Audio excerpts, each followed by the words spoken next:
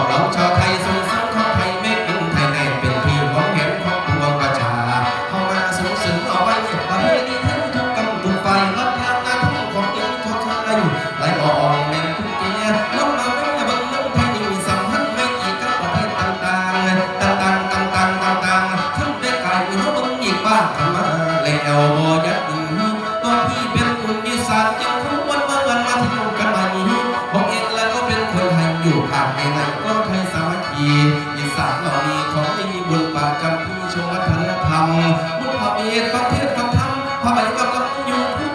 เมืองชำเลืองชาติโลกไหลผ่านเท่านั้นฟังหมอลำมวนเมาและสาวน้ำเตยละส่วนชนเขาอ่อเป็นเสกันสวรรค์บ้านเมืองเลื่อนล้อมพ่อเมียพี่น้องพ้องเขาพี่นี้